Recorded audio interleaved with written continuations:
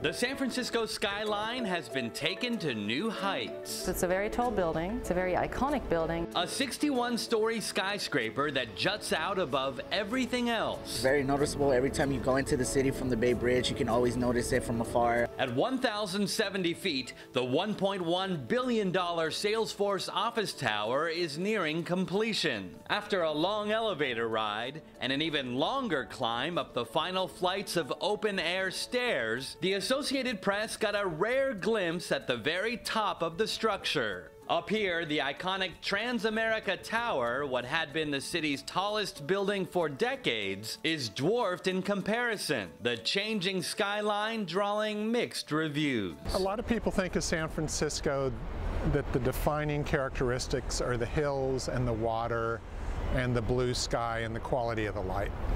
And so architecture and big buildings to them almost smack of Manhattanization. That a tall building, a skyscraper, that's something that should be in New York or Chicago or some city like that. San Francisco still has strict building limitations, but Salesforce Tower is part of the Transit Center District Plan to create a new downtown hub. Most of the new building will house the business cloud computing company Salesforce, with a few other tech companies planning to move in as well. About 6,000 people are expected to work here every day. I know there's a lot of people that complain about the change in the skyline, but there's a constant influx of new residents and new companies coming into San Francisco, and I think the only way to accommodate that growth is to grow taller. I think this is the discussion that we're going to have in the next decade to keep the city the way it is and as beautiful and accessible as it is. The building will also have a 9-story high electronic art exhibit at the top, which will display scenes from the city and nearby surroundings.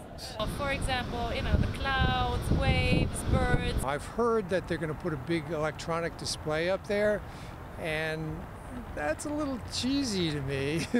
I think once we actually turn on the lights for the public art, all that will change. I think everybody will love the tower. Love it or hate it, the debate over the changing skyline won't end when construction wraps up this fall and the Salesforce Tower officially opens next year.